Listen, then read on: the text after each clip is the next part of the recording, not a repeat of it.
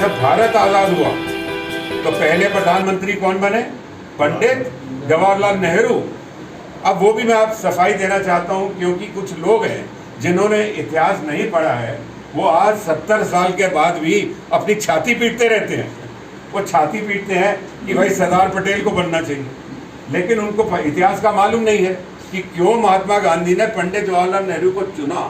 Number 1 कारण था कि पंडित जवाहरलाल नेहरू देश के सबसे लोकप्रिय नेता थे, और इतने लोकप्रिय थे कि जब शहीद भगत सिंह थे, जब अपनी फांसी जब फांसी हुई थी 1931 में, मार्च 1931 में, उससे पहले शहीद भगत सिंह ने जेल से एक लेटर लिखा और पंजाब के युवकों को ये बताया कि मैं आपसे अपील करता हूं कि आपने कोई रास्ता अपनाना है तो वो पंडित जवाहरलाल नेहरू का और नेताजी सुभाष चंद्र बोस का रास्ते पे जाना है, आपने और किसी रास्ते पे नहीं जाना। तो पंडित जवाहरलाल नेहरू इतने लोकप्रिय थे, श्रीमती इंदिरा गांधी और श्री राजीव गांधी। अब इतनी बड़ी कुर्बानी, ये तो हमारे लिए सबसे बड़े देवता हैं, इनकी तो हमें आराधना करनी चाहिए। और मोदी जी और बीजेपी वाले जिस प्रकार की भाषा का उपयोग करते हैं इस परिवार के बारे में, ये बड़ी दुर्भाग्य की बात है। तो क्योंकि इनको अपने वोट चाहिए, झूठा प्रचार करेंगे और वही हिंदू मुसलमान करते रहेंगे। हम गुमराह हो जाते हैं। आप इनकी बातों में मत आइए। और सही बात है, जो मुद्दे हैं आज के, बेरोजगारी सबसे बड़ा मुद्दा है। आज युवक लोग जो हैं उनको कोई रोजगार नहीं मिल रहा है, और जिन लोगों को फौज में रोजगार मिल रहा था, हिमाचल के लोग सबसे ज्यादा फौज में जाते थे, आज क्या करा? वो भी छीन लिया। अग्निवीर की योजना क्यों ले आए कि एक आदमी आएगा और केवल 4 साल नौकरी करेगा। अरे वो बाकी उम्र बेचारा क्या करेगा? 4 साल के बाद आप उसको बेरोजगार करोगे, वो कैसे, कौन शादी करेगा उसके साथ? कौन उसके माता पिता, और जो उसके घर में कुछ हादसा हो जाता है, कोई पेंशन नहीं होगी, कैसे गुजारा होगा? और वो 4 साल के अंदर क्या ट्रेनिंग पाएगा कि वो देश में लड़ाई कर पाएगा पाकिस्तान के चीन बॉर्डर के ऊपर? तो ये अग्निपथ स्कीम जी है, हमने अपने चुनाव घोषणा पत्र में लिखा है, बड़ा साफ लिखा है। श्री राहुल गांधी ने बार बार ये कहा है कि हमारी सरकार आ जाती है तो ये अग्निपथ की जो स्कीम है, हमारे आते ही हम इसको रद्द कर देंगे। ये कांग्रेस पार्टी का वादा है। राजीव गांधी ने जो बात करी, 33% महिलाएं का जो आरक्षण है वो किसने दिया? सबसे पहले वो श्री राजीव गांधी ने दिया। राजीव गांधी यहाँ पे कंप्यूटर की क्रांतिकारी लाए ना। आज हमारे पास अगर जैसे हमारी बहना जो है ये मोबाइल फ़ोन पे बात कर रही है, यहाँ मीटिंग में बैठ के जो मोबाइल फ़ोन पे बात कर रही है, तो ये कैसे आज हुआ? क्योंकि राजीव गांधी यहाँ पे कंप्यूटर क्रांतिकारी लाए थे। तो ये हम भूल नहीं सकते हैं। हमारे 14 प्रधानमंत्री हुए, 14 प्रधानमंत्रियों में से 6 प्रधानमंत्री कांग्रेस के थे और बाकी 8 कौन से थे? दूसरे पर। और अगर आप तुलना करें तो देश का ऐसा प्रधानमंत्री, अभी पंडित जी से हमारी बात हो रही थी, ऐसा जो है प्रधानमंत्री आज तक नहीं हुआ। तो आप जो है, आपके पास इतनी अच्छी सरकार है। कितने साल हो गए अपना सुखविंदर सिंह सुक्खू हो? 1.5 साल हो, नहीं 2 साल हो गए, नहीं कितना हो गया? पौने 2 साल, 14 सवा साल हो गया ना। तो सवा साल में सुक्खू जी ने इतने अच्छे काम कर रहे हैं, इतना विकास करा है। वो आपके यही हमीरपुर के हैं, आपके बगल वाला जिला है, पार्लियामेंट तो यही है। सुक्खू साहब ने इतना अच्छा काम करा है। जब यहाँ पे बाढ़ आई थी, उन्होंने कितना आगे बढ़ चढ़ के काम करा, और मोदी सरकार ने 1 पैसा नहीं दिया। कितनी शर्म की बात है कि मोदी सरकार ने 1 पैसा नहीं दिया। और मोदी जब आपदा आई, मोदी यहाँ पे आए भी नहीं। उन्होंने ये आपका हालत पूछने के लिए नहीं आए। मणिपुर में मेरी बहनों, आपको मालूम है किस तरह से हमारी बहनों को वहाँ के सलूक हुआ, कितने बलात्कार हुए, उनके जो है चीरहरण हुआ।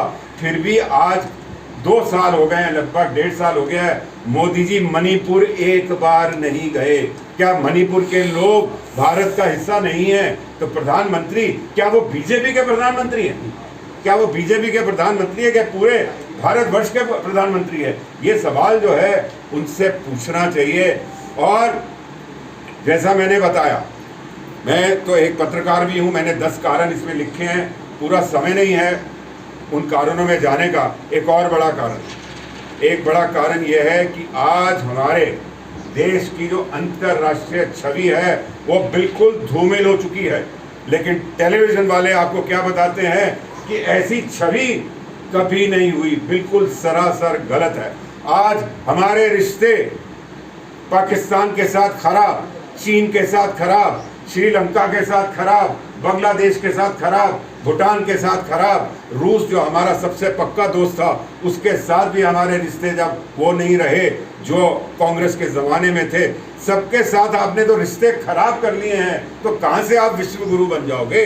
तो ये तो लोगों को आप केवल बहका रहे हो। और इन मुद्दों से जो है, जो जिन मुद्दों में चुनाव होना चाहिए, बेरोजगारी का मुद्दा है और उससे भी बड़ा मुद्दा है महंगाई का मुद्दा। आप मुझे बताइए, जब डॉक्टर मनमोहन सिंह की सरकार गई तो सिलेंडर का क्या रेट था, आप ही बताइए।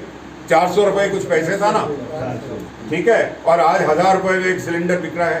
दाल देख लो, आटा देख लो, चीनी देख लो, दूध देख लो, 2-2 गुना जो है महंगाई हो गई है। और क्योंकि इनकी नीतियां ऐसी हैं, मोदी सरकार जो है गरीबों का ख्याल नहीं रख सकती है, ये अमीरों का भी नहीं, जो अत्यधिक अमीर हैं, अमीरों के अमीर, महा अमीर, जिसको हम इंग्लिश में सुपर रिच कहते हैं, अडानी की तरह, अंबानी की तरह, ये केवल उनकी सरकार का उन्होंने लाखों करोड़ों रुपया ऋण लिया बैंकों से और वो नहीं लौटाया और वो कर्जा माफ कर दिया, लेकिन किसानों के ये कर्जे कभी माफ नहीं करेंगे।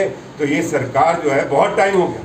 देखिए, डॉक्टर मनमोहन सिंह सरकार को आपने कितना टाइम दिया? 10 साल का टाइम दिया ना, फिर मोदी सरकार आ गई। अब मोदी सरकार को आपने 10 साल का टाइम दिया। अब ये धर्म के नाम पे आप मत बैठिए, धर्म के नाम पे जो है आपको रोजी रोटी नहीं मिलने वाली है।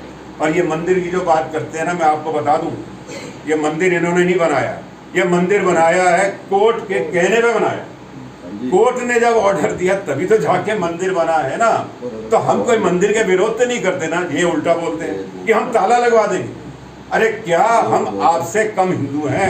हम बेवकूफ़ हैं कि हम भगवान राम के ऊपर ताला लगा दें? और मैं बीजेपी के कोई भी नेता को चैलेंज करता हूँ। आज मेरी 73 साल की उम्र में हनुमान चालीसा मैं रोज पढ़ता हूँ, मैं मुँह ज़बानी हनुमान चालीसा को जानता हूँ, लेकिन मैं आदि शंकराचार्य में विश्वास करता हूँ, मैं स्वामी विवेकानंद के हिंदू धर्म में विश्वास करता हूँ, मैं ये पाखंड का जो हिंदू धर्म है उसमें विश्वास नहीं करता हूँ। असली जो हिंदू धर्म है, जो हमें दिया गया है, गोस्वामी तुलसीदास ने जो दिया है, जो महर्षि वाल्मीकि ने अपनी रामायण में लिखा है, तुलसीदास ने रामचरितमानस में है, जो भागवत गीता का उपदेश भगवान श्री कृष्ण ने दिया है, हम वो हिंदू धर्म में विश्वास करते हैं। ये दूसरों से नफरत करना, ये हमारे धर्म में नहीं है। ये गांधी, नेहरू, सरदार पटेल, नेताजी सुभाष चंद्र बोस, बाबा साहब अम्बेडकर का ये रास्ता नहीं है। ये रास्ता है मोदी का, अमित शाह का, दूसरे से घृणा करो केवल वोट करने के लिए। तो इनकी बातों में आपसे विनम्र प्रार्थना है, आप मत आइए, बड़े खतरनाक हैं ये देश के लिए। अब इनसे पीछा छुड़ाने का समय आ गया है। मुझे पूरा यकीन है कि आप विवेक को अपना कीमती वोट देंगे। मैं विवेक के पिताजी को जानता था, पंडित रामनाथ जी को। मैं ऑल इंडिया कांग्रेस कमेटी में बैठता था, मेरा दफ्तर है, आज भी है। लेकिन जब पंडित रामनाथ जी आते थे वहाँ पे मुझे ज़रूर मिलते थे और हम कभी ना कभी कहीं बैठ के चाय कॉफ़ी पी लिया करते थे। इतना हम उनका आदर करते थे। विवेक से भी बड़ा पुराना रिश्ता है। ये पहले एक बार विवेक, मेरा ख्याल इनकी जीत नहीं हुई, एक बार पिछली बार टिकट नहीं मिली। मुझे बहुत खुशी हुई कि इस बार उसको टिकट मिली है और वो ज़रूर जीतेगा, इसमें कोई शक नहीं है। लेकिन ध्यान रखिए कि जब आप अपना बटन विवेक शर्मा के लिए दबाएंगे, उसी वक्त अपना दूसरा बटन जो है लोकसभा में किसके लिए दबाएंगे? रहज़ादा के लिए आप दबाएंगे। ये मत भूलना, ये बड़ा ज़रूरी है। हमें मोदी को हटाना है।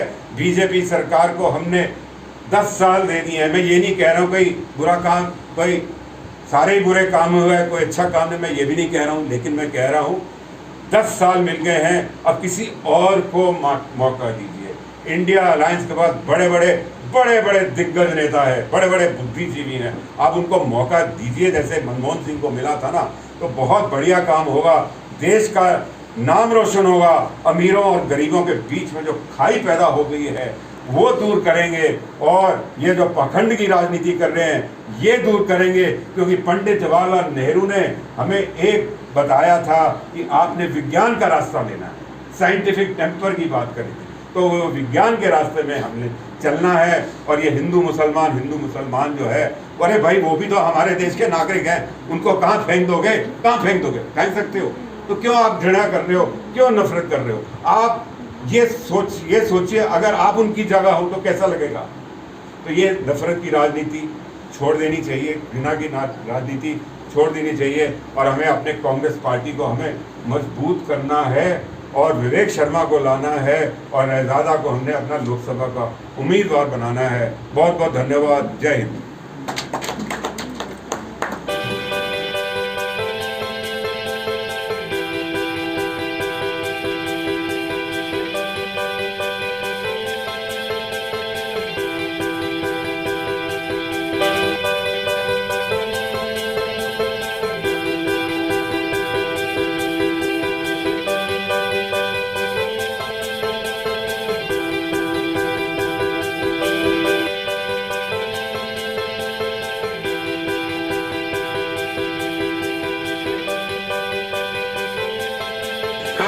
अभी हमारे मेहमान जो है वो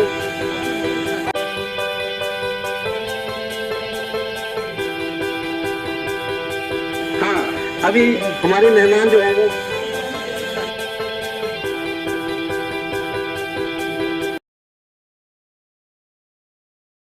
देश में 14 प्रधानमंत्री हैं। पंडित जवाहरलाल नेहरू, लाल बहादुर शास्त्री, श्रीमती इंदिरा गांधी, मोरारजी देसाई, वो भी बहुत बड़े गांधी विचारक थे। ऐसे करके राजीव गांधी, डॉक्टर मनमोहन सिंह, पीवी नरसिम्हा राव से पहले, चंद्रशेखर, गुजराल, देवेगौड़ा, गुलजारी लाल नंदा जो कार्यवाही थे, 14 प्रधानमंत्री हुए। और ऐसा झूठ बोलने वाला, ऐसा फरेब प्रधानमंत्री मुझे शर्म आती है कहते हुए आज तक नहीं हुआ है। क्या बोलते हैं मोदी जी कि कांग्रेस पार्टी की सरकार आ गई तो ये राम मंदिर में ताला लगा देंगे। अरे बेवकूफ है हम, क्या हमें क्या भगवान राम में आस्था नहीं है? और मोदी जी आप तो उस वक्त कहीं राजनीति में बहुत जुड़े होंगे जब स्वर्गीय राजीव गांधी ने स्वयं 1989 में जो उनका आखिरी साल था, उन्होंने कहा था, राजीव गांधी ने, जो कोर्ट का फैसला होगा वो हम स्वीकार करेंगे। लेकिन उस वक्त ना वाजपेयी जी ने ना अडवाणी जी ने यह बात मानी, और अगर वो बात मान ली होती उस वक्त तो ये राम मंदिर 1990 में ही बन जाता, अगर हम मान जाते। आज इतना टाइम लगा दिया इन्होंने, तो किसका गलती है? ये भारतीय जनता पार्टी कि जो ये राजनीति करते हैं, अपनी धर्म की राजनीति करते हैं, ये उससे नुकसान हुआ है। भाइयों बहनों जरा ध्यान से सुनिए। जैसा मैंने कहा ना, हमारा देश जो है धर्मनिरपेक्ष राष्ट्र है, और ये तभी ये देश जीवित रहेगा जब धर्मनिरपेक्षता मजबूत रहेगी। और स्वर्गीय राजीव गांधी की जब हम बात करते हैं, जब महिलाओं को मैं देखता हूं, बहनों याद रखिए, वो जो 33% की बात थी महिलाओं का आरक्षण, वो किसने शुरू करा? श्री राजीव गांधी ने करा। और आज जाके इतने साल हो गए, पार्लियामेंट में पारित हुआ है, लेकिन मोदी जी ने किस तरह से पारित कर दिया है कि वो अगले चुनाव में भी 2029 का जब चुनाव आएगा ना, तब तक भी वो विधेयक लाना बड़ा मुश्किल, उसका अमल करना बड़ा मुश्किल हो जाएगा। पार्लियामेंट ने पास तो कर दिया है, लेकिन उन्होंने इस तरह से बनाया है कि और 6 साल लग जाएंगे, 5 साल नहीं, तो अगला इलेक्शन भी हो जाएगा, क्योंकि इनकी नीयत साफ नहीं है। और नीयत साफ होती तो आप बताइए, जब मोदी जी आपके पास इतनी ताकत थी तो 10 साल आपने ये विधायक क्यों नहीं प्रेरित पास करा? आप बताइए ना। और पास भी ऐसे करा जो 6 साल के बाद लागू होगा। और उससे बड़ी बात, मेरी बहनों माताओं, पंडित जवाहरलाल नेहरू क्या लाए थे बाबा साहब अम्बेडकर के साथ मिलकर? हिंदू कोड बिल लाए 1952 में, और तब जाके महिलाओं को क्या मिला? अपनी संपत्ति में अधिकार मिला। पहले महिलाओं को अधिकार ही नहीं होता था संपत्ति में, महिलाओं को डाइवोर्स का अधिकार नहीं होता था। तो ये जब हिंदू कोड बिल लाए पंडित जवाहरलाल नेहरू, तो तब जाके वो सबसे बड़ा क्रांतिकारी कदम, जैसे मैं श्री राजीव गांधी की बात कर रहा था 33%, उससे पहले जो सबसे बड़ा क्रांतिकारी कदम आया महिलाओं के लिए, वो पंडित जवाहरलाल नेहरू की सरकार ने करा। ये हमें भूलना नहीं चाहिए, क्योंकि आपको पुरुषों के समान अधिकार मिला, वो पंडित जवाहरलाल नेहरू ने दिया। ये हमें नहीं भूलना चाहिए। तो बड़े बड़े काम करे। हमारी पार्टी जो है 138 साल पुरानी पार्टी है। 17 साल पंडित जवाहरलाल नेहरू प्रधानमंत्री रहे, 16 साल श्रीमती इंदिरा गांधी रही, जिन्होंने हमें हरी क्रांति दी, जिन्होंने करोड़ों लोगों को गरीबी से ऊपर उठाया, और जो हमारे इतिहास का एक सबसे बड़ा गौरवमय पन्ना है, मालूम है कौन सा? कि इंदिरा गांधी के नेतृत्व में हमने पाकिस्तान के 2 टुकड़े कर दिए 1971 में। और मुझे कितना गौरव है, मैं आपके सामने खड़ा हूं। आज मेरी उम्र 73 साल की है, 73, और 71 की लड़ाई में मैं सेकंड लेफ्टिनेंट था। मेरी उम्र उस वक्त 21 साल की थी, और मुझे भगवान ने मौका दिया उस लड़ाई में हिस्सा लेने का। 14 नवंबर तो पंडित जवाहरलाल नेहरू का क्या है? 14 नवंबर को क्या होता है? बोलो बेटे, जल्दी बोलो। 14 नवंबर याद रखना चाहिए। 2 अक्टूबर याद है ना, महात्मा गांधी का जन्मदिन। तो 14 नवंबर पंडित जवाहरलाल नेहरू का जन्मदिन है, जो बाल दिवस के रूप में हर जगह मनाया जाता है। लेकिन दुर्भाग्य की बात है, भारतीय जनता पार्टी ऐसे नहीं होने दे रही। अरे जो विश्व का सबसे बड़ा नेता, जिसके बारे में पंडित जवाहरलाल नेहरू ने कहा था, जिसके बारे में महात्मा डॉक्टर राधाकृष्णन का नाम तो सुना होगा ना, जो देश के दूसरे राष्ट्रपति थे। पंडित जवाहरलाल नेहरू का 1964 को देहांत हुआ, तो जब पहली पुण्यतिथि थी ना 1965 में, तो डॉक्टर राधाकृष्णन ने अपनी श्रद्धांजलि देते हुए कहा कि हमारे इतिहास में, ये बड़ा जरूरी है, हमारे इतिहास में महात्मा गांधी के बाद सबसे महान पुरुष है कोई, तो वो पंडित जवाहरलाल नेहरू है। और हमारे काल का गौरव है कि वो 17 साल इस देश के प्रधानमंत्री रहे। राजीव गांधी के बारे में आपको मैंने बताया। एक और बात जो है, आप सबके पास क्या है? मोबाइल फोन है। ये किसकी देन है? ये क्रांतिकारी कौन लाए थे? ये श्री राजीव गांधी लाए थे। और उस वक्त इन लोगों ने ही पार्लियामेंट के अंदर राजीव गांधी का विरोध करा था कि भैया हमें ये खिलौने नहीं चाहिए, ये खिलौने वाले। और आज ये खिलौनों का वो दुरुपयोग कर रहे हैं, राजीव गांधी का नाम नीचा करने के लिए, नेहरू परिवार का नीचे करने के लिए। इनको शर्म भी नहीं आती। जो त्याग दी आजादी की लड़ाई में, इतना त्याग, इतना बलिदान, और अपने आजादी के बाद इंदिरा जी ने अपने प्राण न्यौछावर कर दिए इस देश के लिए, राजीव जी ने अपने प्राण न्यौछावर कर दिए। तो इन लोगों को हमें देवता की तरह पूजा करनी चाहिए, आदर सत्कार करना चाहिए। ये लोग तो उल्टा करते हैं, और यही हमारे मोबाइल फोन का ये दुरुपयोग करते हैं। तो इनकी बातों में हमें नहीं आए, क्योंकि इनका काम है, ये केवल अपनी वोटों की राजनीति के लिए हिंदू मुसलमान करते हैं। आखिर में मैं आपको ये समझाना चाहूंगा, देखिए आज 14 करोड़ मुसलमान हैं, और बाबा साहब अम्बेडकर के साथ मिलकर सबको, चाहे वो हिंदू है, चाहे वो सिख है, चाहे वो ईसाई है, कोई भी है, सबको समान अधिकार है। ठीक है? उस वक्त मोहम्मद अली जिन्ना ने क्या करा था? नफरत फैलाई थी ना मोहम्मद अली जिन्ना ने, धर्म के आधार पे। क्या हुआ? पाकिस्तान बन गया। तो क्या आज हम नफरत फैलाएंगे तो क्या होगा? देश को हम और तोड़ देंगे क्या? तो ये इनकी चाल है, इससे बाज आना है। ये तो आपके वोट लेके, धर्म के नाम पे वोट लेके ये तो बैठ जाएंगे। नुकसान किसका होगा? नुकसान देश का होगा। ताकत आपके हाथ में है, वोट आपके हाथ में है। मुझे पूरा यकीन है कि आप ऐसा नहीं होने देंगे, ताकि देश को हम आगे बढ़ाएं।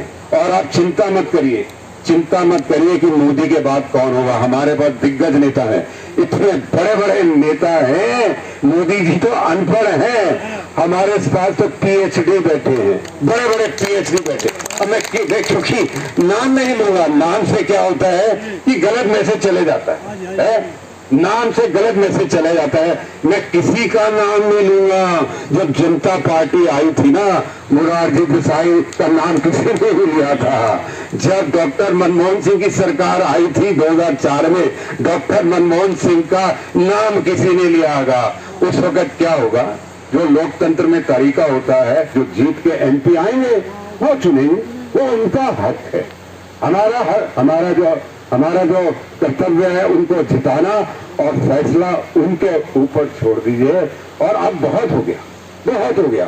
कुछ अच्छे काम भी करे होंगे, मैं ये नहीं कहता हूं कुछ अच्छे काम भी करे। आपने सफाई अभियान चलाया, नहीं कामयाब हुआ। आपने योगा को और मशहूर कर दिया पूरी दुनिया में, बहुत अच्छा काम है। लेकिन क्या है, अब जो है आपको मौका मिल चुका है, अब दूसरों को मौका दीजिए, ताकि आपने अब गलत रास्ता अख्तियार कर दिया है।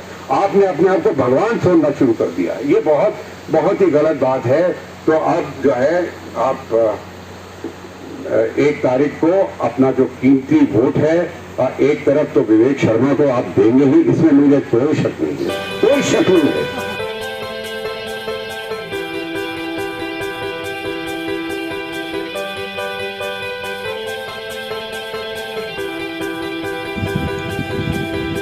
सच्ची गल यह है, मैं चाहता था टिकट इनू मिले।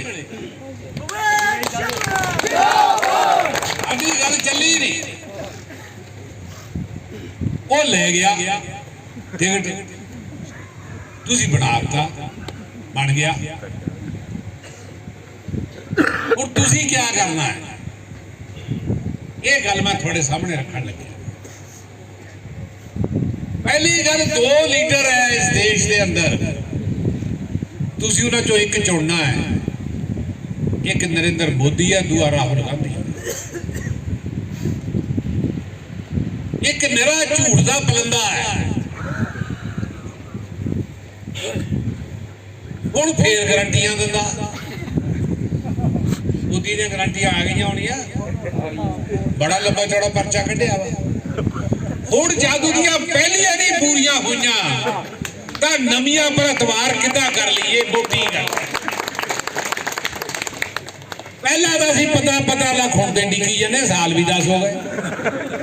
कहता था 15 लाख देवांगे, वो तो आया नहीं। 2 करोड़ नौकरी हर साल देनी थी, वो भी नहीं आई।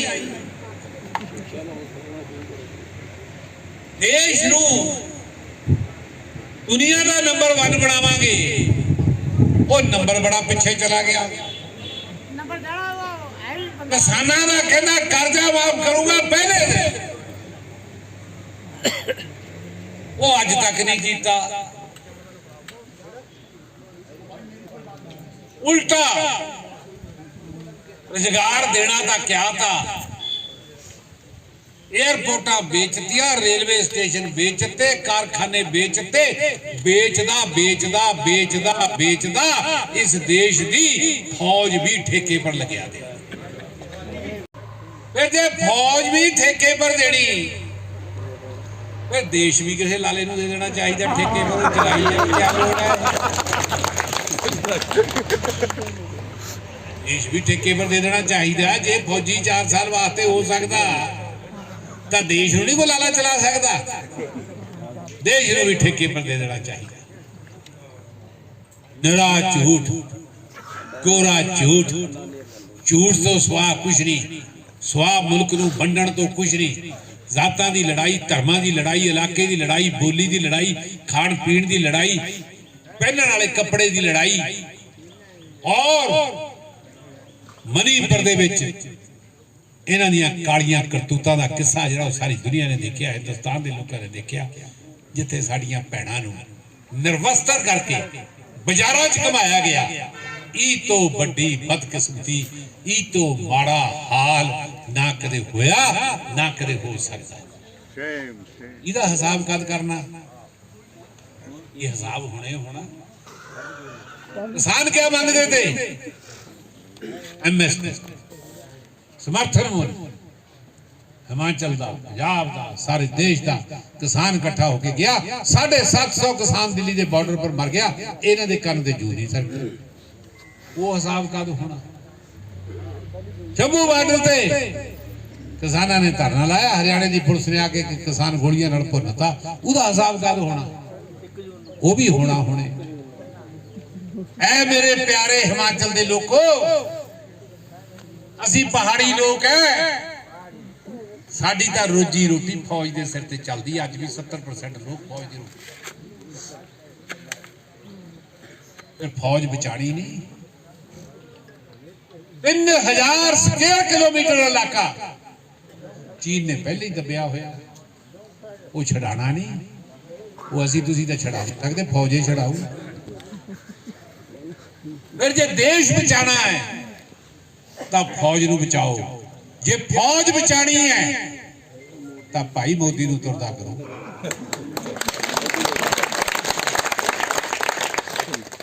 एक तो गल ये है, दूसरी गल ये है, 2 लीडर हो गए, हुण 2 पार्टियां, एक बीजेपी है, एक कांग्रेस है। केड़ी चाहिए? कांग्रेस सानू वो पार्टी चाहिए है जिहदा लीडर कश्मीर ते कन्याकुमारी तक पैदल चल के जोड़ो जोड़ो का नारा देवे, जिहदे लीडर ने मुहब्बत की दुकान खोली होवे। सानू वो पार्टी चाहिए, वो लीडर चाहिए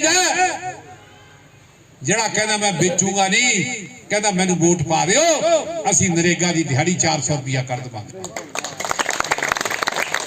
सानू वोट पा दिओ, असीं MSP की कीमत कानून बना के पक्की कर देवांगे। सानू वोट पा दिओ, असीं फसलों का मुआवजा 30 दिनों के अंदर अंदर देवांगे, या कानून बना दिओ। सानू वोट पा दिओ। राहुल गांधी ने गल कही है, मैं देश के किसानों का कर्जा माफ कर दूंगा।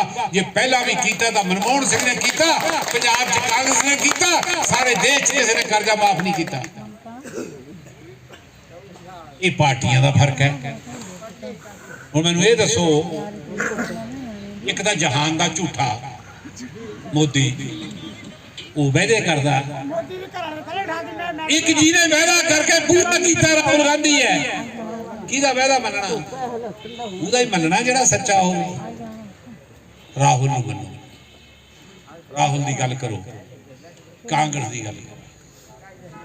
ये तो हो गई देश की गल। 2 गल्लां तुहाडीआं करनियां।